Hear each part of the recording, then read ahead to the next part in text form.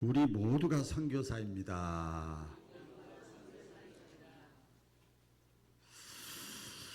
한 작은 시골 마을에 어떤 중년 50대 후반 된 실제 어떤 분이 그 간증을 한 내용입니다.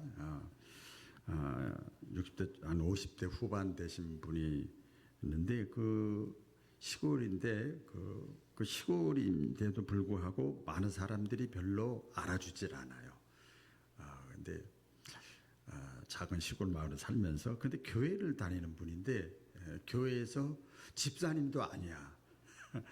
직분도 맡지 않고 그리고 자세히 모르겠습니다만 이제 어떤 돈도 별로 없고 부자도 아니고 세상적인 명예도 별로 없는 그 여자분이 중년 여자분이 계셨는데 이분이 참 어떻게 집사님도 아닌데 매일 아침에 일어나자마자 농사 짓는 분인데 눈을 뜨자마자 텃밭에 일찍 나가는 거예요. 조그만 텃밭이 있는데 텃밭에 나가서 기도하면서 시작하는 거예요. 예, 여러분 밀레 만종이라든지 뭐 그 그림 보면 있잖아요. 기도하면서 하루를 시작을 해요. 뭐 당연히 뭐 성경 지식이 또 약하고 신학 공부한 사람도 아니고 또 멀리 나가서 뭐 단기 선교를 뭐 갔다 와서 도전받은 것도 아니고 그런 사람인데 이 여자분이 자기가 할 수 있는 일을 하는 거예요. 하는데 그 조그만 시골 마을인데 그 아이들에게 빵을 사가지고 빵을 나눠주는 거예요. 그리고 자기보다 좀 어렵게 사는 사람들, 더 연세 되신 분들 이런 분들 찾아가서 말벗이 되어주는 거예요. 위로하고 또 어려움을 들어주고 그러는 거예요. 또 빵을 주면서 또 말벗이 되면서 딱 꼭 나중에 이렇게 나올 때 헤어질 때 이런 얘기를 이렇게 하는 거예요. 반복적으로 내가 아침마다 이제 기도하니까 내가 당신을 위해서 기도해 드릴게요. 그냥 그분이 뭔지 모르잖아요. 기도해 드릴게요. 그렇게 말을 전하고 헤어지는 거예요. 그렇게 사는 거예요. 그래서 처음에는 아무도 사람의 말을 귀담아 듣질 않는 거예요. 애들도 그렇고 사람도 그렇고. 근데 시간이 지나가면서 그게 계속 반복되면서 그 여자분의 그 삶 속에서 묻어나는 그 따뜻함 또 사랑에 사람들이 마음을 조금씩 열기 시작하는 거예요. 근데 이제 우리 잘 알잖아요. 기도해 준다니까 교회 다니는 거 알잖아요. 그래서 그 여자분이 다니는 교회에 하나 둘씩 예배에 참석하게 됐다는 거예요. 그 전도 간증의 그 이제 실제 사례인데요. 그래서 나중에는 마을 전체 사람들이 대부분 다 그 신앙생활을 하게 됐다는 거예요. 교회가 하나밖에 없는데. 그래서 그분이 돌아가셨어요. 돌아가셨는데 이제 그 전도를 받고 교회에 나온 사람이 은혜 받아가지고 또 전도자가 돼가지고 또 믿음이 좋은 사람이 돼가지고 간증하는 사례입니다. 우리 모두가 선교사입니다. 이렇게 제가 주제를 잡고 이 예화를 소개를 했는데 우리가 선교사가 된다. 좀 거창하죠. 선교사가 되는 데는 어떤 특별한 조건이 필요하지를 않습니다. 그냥 내가 있는 자리에서 내가 할 수 있는 거, 가능한 거, 내가 있는 자리에서, 위치에서 내가 경험하고 내가 신앙적으로 깨달은 거, 이것을 다른 사람들과 나누는 거예요. 우리 교회 김영진 선교사님 이렇게 그 선교 편지를 보면 대부분 다 그런 얘기입니다. 설교했습니다. 했습니다. 이게 같이 나누는 거예요. 할 수 있는 것 가지고 이렇게 꾸준하게 이렇게 하는 거죠. 그러면 우리 그냥 하는 것 뿐인데 하나님이 그 다음부터 일하시는 거예요. 이 오늘 그 사례를 또 소개했잖아요. 그렇기 때문에 저와 여러분 한 사람 한 사람이 전부가 다 내가 있는 자리에서 하나님이 세우신 선교사인 것을 믿으시기를 주의 이름으로 축원합니다. 다 선교사죠. 하나님의 나라를 예수 믿는 사람이 많아지는 것이 하나님의 나라를 하나하나 확장시켜 나가는 거죠. 우리 전부 다 파송자예요. 오늘 이게 선교주일로 우리가 드리고 있는데 선교라는 것이 뭐냐? 교회의 존재 목적이에요. 교회가 세워진 목적입니다. 뭐 다 깊게 말씀드릴 수는 없습니다만은, 그리고 선교는 제가 오늘 지혜의 생 칼럼에도 써놨는데 하나님의 소원입니다. 그리고 선교는 저와 여러분을 부르신 목적입니다. 믿든지 안 믿든지 깨달았든지 안 깨달았든지 선교는, 전도는, 영혼을 구원하는 것은 내가 돈 버는 목적이고 건강해야 되는 목적이고 살아가는 목적이에요. 자, 억지로라도 한번 따라해 보시기 바랍니다. 아멘. 그 목적입니다. 선교는 어떤 특별한 그 체험을 한 사람의 그 사람들만 하는 것이 아니고 우리 모두가 다 선교사다. 이것을 기억하고 다시 한번 되새기는 것이 선교주일인데요. 평범한 삶을 살아가는 사람도 누구나 다 선교할 수 있는 거죠. 하나님이 저와 여러분에게 주신 사명이 있어요. 사명이 있는데 그게 뭔가 하면 오늘 본문 말씀입니다. 예수님이 마지막 승천하시기 전에 뭐라 그럴까요? 유언이라고 그럴까요? 명령이라고 그럴까요? 하신 것이 있는데 그게 뭐냐면 또 따라해 보겠습니다. 같이 해보겠습니다. 가라. 고예요. 가라는 거예요. 선교는 이 복음을 들고 예수님이라고 하는 분을 내 마음속에 경험하고 체험하고 그분을 가는 거예요. 먼 나라에도 가지만 내 가까운 주변에 내 가정에서 이제 계속 반복될 겁니다. 믿지 않는, 믿음이 없는 우리 어머니, 우리 아버지, 내 자식, 내 부모, 내 형제, 내 친척, 직장에서 믿지 않는 사람들에게 가는 거예요. 동네에서도 그 사람에게 먼저 다가가는 거예요. 그게 선교예요. 가라. 첫 출발은 내가 갈 수 있는 곳에 다가가는 것이 선교의 첫 단추입니다. 우리 또 원의 뜻을 보면 선교라고 하는 것은 명사가 아니더라고요. 믿음과 똑같은데 선교라고 하는 것은 이 지식이 선교가 아니고 뭐 또 관념, 사상, 그래야 돼, 저래야 돼. 아까 말씀드렸잖아요. 교회 존재 목적이 선교고 또 저와 여러분을 부르신 목적이 선교고 또 건강하게 하신 목적도 선교고 다 그래도 그 지식이잖아요. 그런데 선교는 가는 것이 선교예요.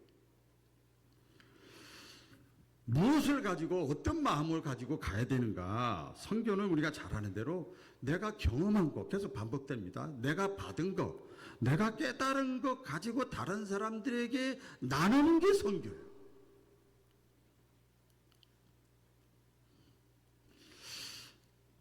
어떤 분 그러죠. 아유, 나는 선교사가 아닙니다. 그런데 아까 서두에 제가 소개했던 대로 하나님은 부족한 사람을 통해서도 얼마든지 영혼을 구원할 수 있고 놀라운 일을 행할 수 있어요. 아니, 부족한 사람이 아니라 성경에 보면 사도 바울은 바울 되기 전에 이름이 뭐였지요? 사울이었어요. 사울은 핍박자라는 뜻이에요. 그러니까 예수 믿는 사람을 잡아 죽이는데 앞장섰던, 부족한 정도가 아니라 그런 사람을 통해서도 하나님은 선교의 사역을 이루어 가시는 분인 것을 우리는 잊지 말아야 될 줄로 믿습니다. 어떤 그 작은 한 아이가 조용한 그 연못에 작은 돌멩이를 이렇게 툭 던졌어요. 돌멩이가 물에 딱 닿자마자 어떻게 돼요? 잔잔한 그 연못에 이렇게 물결이 이렇게 점점 퍼져나가서 연못 전체 이렇게 물결이 이렇게 보였어요. 그러니까 이 돌멩이 하나가 시간이 지나갈수록 연못에 큰 변화를 가져다 주는 거죠. 나의 작은 선교적인 삶, 그것이 바로 별 작은 것 같지만 시간이 지나가면 내 남편도, 내 자식도, 내 친구도, 내가 사랑하는 사람도 점진적으로 그것이 영향이 간다는 거예요. 이런 거지요. 직장에서는 믿지 않는 사람하고 나는 믿는 사람이요. 그럼 그 사람이 내가 먼저 물 한 컵 대접하는 거예요. 제가 몇 주 전에 우리 탁구 동호회 모임이 있었는데 원래 애들하고 식사를 이렇게 하는데 51년생 된 여자분이 있어요. 기쁨의 교회 나중에 알았는데 기쁨의 교회 권사님이래요. 51년생에 탁구를 잘 치세더라고요. 얼마나 그렇게 나이가 들어 보이질 않아요. 근데 평상시에 저에 대해서 특별히 깍듯하더라고요. 그래서 야, 참 저에게뿐만 아니라 모든 사람에게 전부 다 그분을 좋게 얘기하는 거예요. 그런가 보다. 그래서 제가 물어봤어요. 그랬더니 기쁨의 교회 권사님이래요.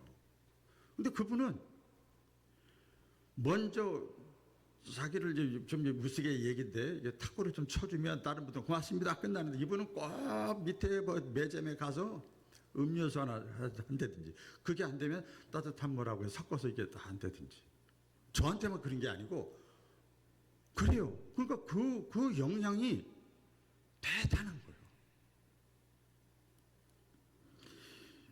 지역에 사는 사람들에게도 역시 마찬가지고 가정에서도 마찬가지입니다. 여러분 여기 부모 되신 분이 있고 자녀 되신 분이 계시는데 같이 예배를 드리는데 자녀들에게도요.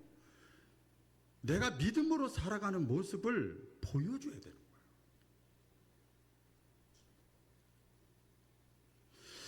우리 흔히 하는 얘기 있잖아요. 미국에서 기침하면 한국은 몸살 감기 입원한다고. 아무것도 아닌데 기침만 해도 한국은 약하니까 병원에 입원한대요. 몸살 감기 걸린대요. 가정에서 내가 먼저 믿으면 그리고 교회 안 다니는 사람도 아니고 교회 다니는데 내가 자녀들에게 믿음으로 살아가는 모습을 내가 악한 짓을 한 것이 아니라 못 보여주면 그 자녀는 말은 안 합니다. 그래서 속으로 이미 마음속에 신앙과는 거리가 먼 삶을 살아가는 거예요. 교회에서도 마찬가지죠. 우리 기관이나 구역에서도 마찬가지입니다. 믿음이 약한 사람이 있잖아요. 그렇죠? 또 교회는 나오는데 믿음이 없는 사람 있잖아요. 그런 사람들에게 내가 하나님의 사랑을 내가 받은 은혜를 나도 부족하고 나도 잘못하고 나도 실수하지만 이걸 느끼게 해주는 거예요.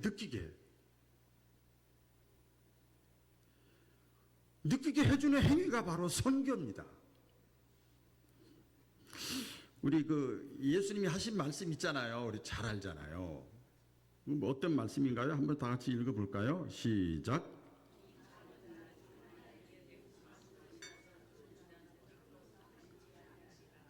여기 작은 자라고 하는 것은 나이가 어린 자가 아니라 영적으로 물론 육신적인 나이 여러 가지로 부족한 사람에게 냉수 한 그릇 대접하는 거. 그 자기도 들어가는 것도 아닌데 그 기쁨의 여관사님은 그냥 그 정수기에 가서 이렇게 탁자 같은 쟁반 같은 거 해가지고 쭉 가져와요. 그리고 전부 나눠주는 거예요. 이렇게.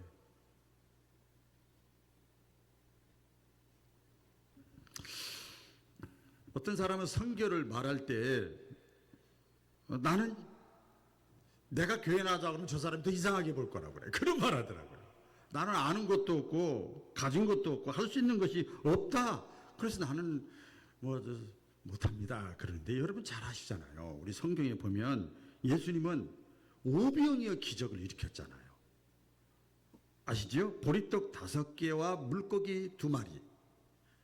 이게 그때 당시에는 어린아이들의 한 끼배에 불과한 거야.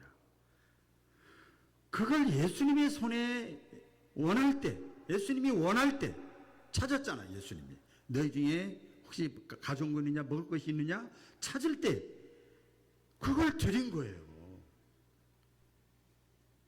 그러니까 여러분 잘 아시잖아요. 예수님의 제자들이 뭐라고 그랬습니까? 요거 누구 코에 붙입니까? 이거 가지고 뭐가 되겠습니까? 그랬잖아요. 근데 예수님께서 그것을 축사하시고 나눠주니까 많은 사람들이 배불리 먹고 저 예수가 하나님의 아들이구나. 나중에 사람들이 그렇게 인정하게 됐단 말이에요. 이게 선교적인 행위를 한 거죠.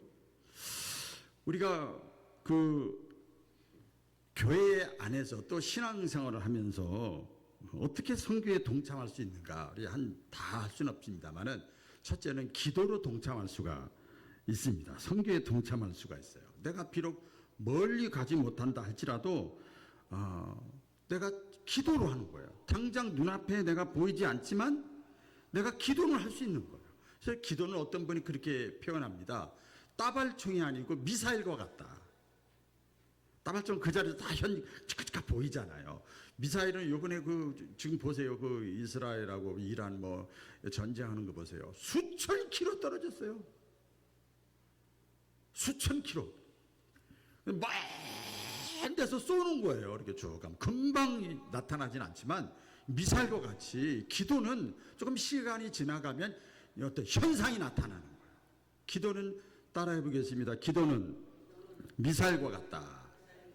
그래서 제가 참 고민을 했는데 여러분 받아들이든지 안 받아들이든지 매일 5분 말고 1분이라도 우리 교회에서 보내는 선교사들을 위해서 또 선교지를 위해서 우리 교회도 있고 기관도 있고 선교사도 있잖아요. 또 전도 대상자를 위해서 또 믿지 않는 자를 위해서 또 믿음이 약한 자를 위해서 아까 그 서두에 말했던 50대 중년의 여자분과 같이 집사님도 아니지만 텃밭에서 일을 하기 전에 그렇게 기도를 한 거예요. 그 행위 때도 있지만 기도가 같이 들어간 거예요. 우리 교회도 보면 그냥 새벽마다 제가 본인 식구뿐만 아니라 구역원들, 기관원들, 우리 교인이 그렇게 많지 않은 거 다 기도해요. 야, 저 마음에 저분이 저렇게 하는데 난 더 해야지. 반드시 때가 되면 열매를 맺을 줄로 믿습니다. 그 열매가 지금도 이게 보입니다. 노년의 신자들은요, 특별히 노년의 기준이 요새는 애매합니다. 이렇게 나이 드신 분들은요, 특별히 기도를 통해서 선교적인 삶을 충분히 살아갈 수가 있어요. 핑계 댈 게 없어요. 얼마든지 할 수 있어요. 저희 어머니가 했던 얘기 또 오랜만에 할게요. 왜 다른 사람들은 교회 안 가고 그냥 그렇게 하는데 공립에만 가지 왜 그냥 그렇게 극성맞게 하냐고. 그러니까 저희 어머니가 야, 내가 눈도 안 보이고 가진 것도 없고 이런데 내가 할 게 기도밖에 더 있냐? 그때는요, 그렇지 그 취미 삼아 가. 자식들이 이랬어요. 근데 기도가 가장 위대한 거예요.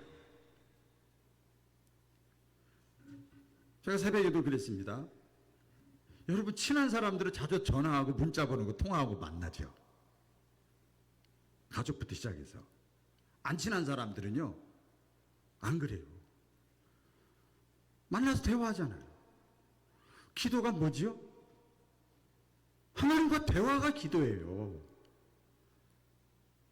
하나님과 얘기 한마디도 안 하는데 그 하나님이 뭐 도와주겠어?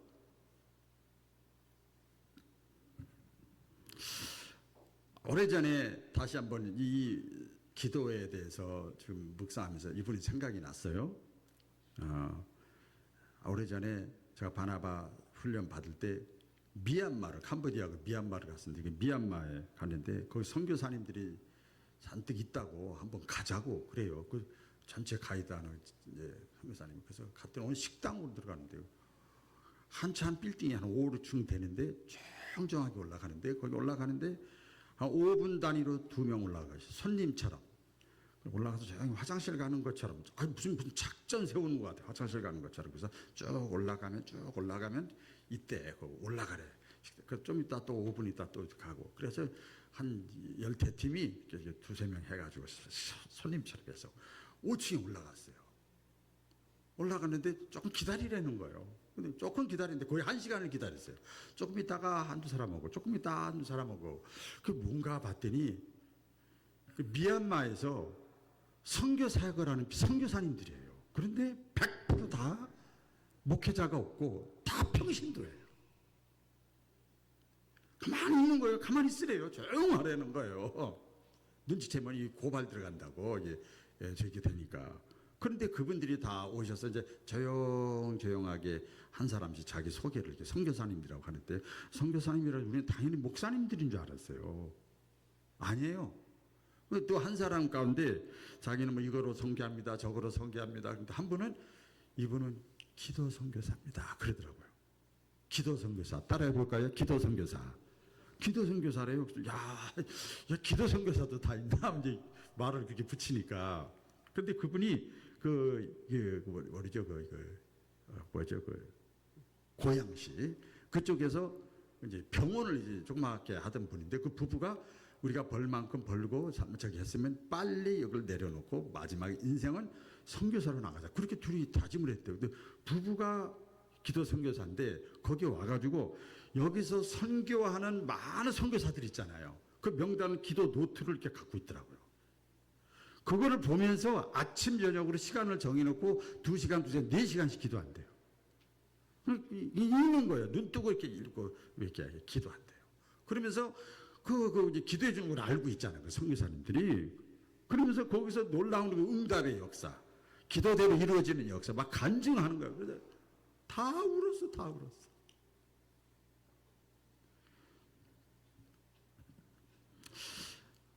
기도의 선교사들이 되시기를 주의 이름으로 축원합니다. 어떻게 우리가 또 선교를 할 수 있는가 하면 나눔입니다. 나눔. 경제적으로 어려운 우리 교회나 가정을 위해서 우리의 재정을 나누는 거예요. 여러분 그냥 기도만 들으세요. 우리 교회가 선교를 하잖아요. 이렇게 하는데 중간에 한번 뭐가 이렇게 선교 계좌번호가 이렇게 지방에서 한 거랑 뭔가 좀 착오가 있어가지고 있었는데, 12월 달 매달 첫 번째 주일날 선교헌금이 다 들어가는데 1월 초에 전화가 왔어요. 한 분 목사님이 너무너무 전화해가지고 말을 안 해요. 그래서 왜 그러세요? 그랬더니 이거 전화할까 말까 고민하다 전화했대요. 그래서 왜 그러시냐고 그랬더니 12월 달 한 달이 지났는데 12월 달 선교헌금이 안 들어왔어요. 12월 달 선교 10만 원 우리가 후원을 하는데 안 들어왔어요. 그래서 그럴 리가 없는데요. 그럴 리가 없는데요. 알고 봤더니 계좌 재정부에서 잘못한 건 아니고 우리 지방에다 올리는 선교 계좌하고 제가 혼동해가지고 잘못했어요. 그러면서 제가 확인해 보겠다고 했더니 그 목사님 그러시는 거예요. 너무 미안해요. 죄송해요. 전화 안 할 걸 하다가 이것만 바라보고 있어요. 전기세 내야 되고 수도세 내야 되고 뭐 내야 되고요. 이거 딱 이 계산이 있어가지고요. 할 수 없이 했네요. 죄송해요. 그래서 제가 확인하고 이거 잘못됐다. 지방에다 얘기해서 이렇게 다시 이제 조치를 취해놨다. 이렇게 했더니 이 문자를 보냈더니 문자로 편지를 썼어. 너무너무 죄송하다고 이거 안 받아야 되는데. 그리고 감사하다고. 감동이 오는 거예요. 얼마 전에 이전 예배도 드리고 했는데, 우리의 작은 헌금이라 할지라도 하나님의 나라를 이렇게 귀하게 해서 확장하는데 쓰여지는 거예요. 올해는 우리 이제 구역 자주 드리는 건 아닙니다만은 구역 헌금을 100% 선교 헌금으로 50%는 그전에 활동비를 드렸는데 그렇게 하기로 했습니다. 우리 자학 선교 헌금, 또 지역 전도 헌금, 구제 헌금, 일반 헌금, 또 해외 항공. 좀 서너 군데 줄였죠, 사실은. 줄였는데 개척교회도 있고 농촌교회도 있고 장애인교회도 있고 다 특성, 신학생도 있고 또 병원 선교도 있습니다. 이런 일에 우리가 얼마든지 선교할 수 있는 거예요. 나의 작은 정성을 통해서 이런 하나님 나라 확장을 위해서 우리가 쓰임받는 여러분 개인과 우리 교회가 되어지기를 축원합니다. 그리고 어떻게 또 선교를 해야 되느냐, 가장 중요한 건데 삶입니다. 우리의 생활입니다. 선한 영향력을 끼치는 거예요. 아까 다른 교회 얘기해서 비교해서 죄송합니다. 이름은 또 황진순 씨야. 왜 웬만하면 기억을 안 하는데 이름 좋다 그래 이랬는데 선한 영향력을 끼치는 거예요. 분이 되는 삶을 살아가는 거예요. 저절로 되는 거지요.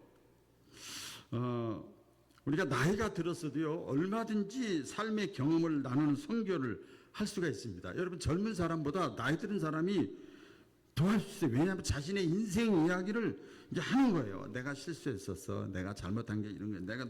나도 허물도 많아. 나도 이런 아픔이 있었어. 나 이걸 잘 견뎠어. 이겼어. 하면서 얼마든지 간증으로, 얼마든지 내 삶을 통해서 나눌 수가 있는 거예요. 그래서 노년은 포기가 아니라 새로운 어떤 면에서 보면 출발이고 더 풍성한 기회인 것을 믿으시기를 바랍니다. 왜 그러냐면 여러분 잘 아시잖아요.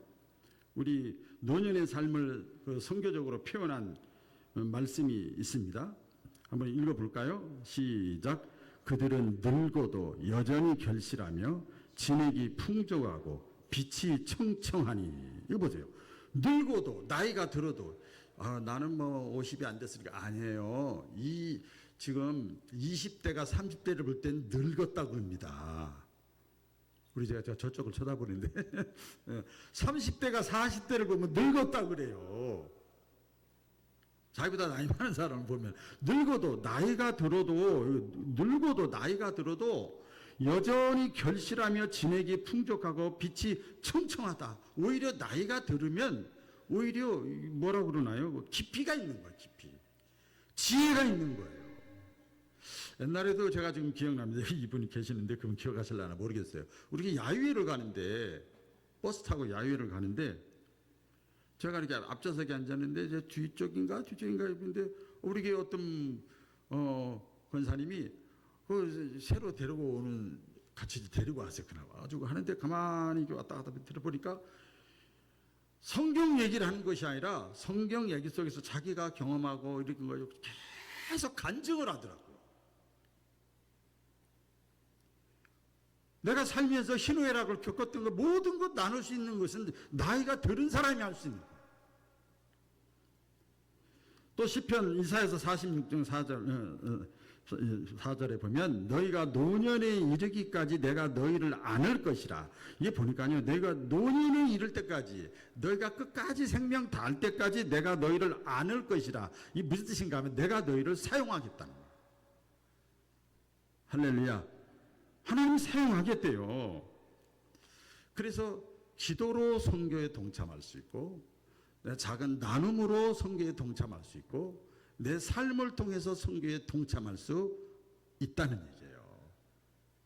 저와 여러분들이 선교주의를 맞이하고 앞으로 살아가는 데 있어서 이 일에 동참하는, 그래서 하나님의 소원을 이루어드리는 우리 모두가 될 수 있기를 축복드립니다.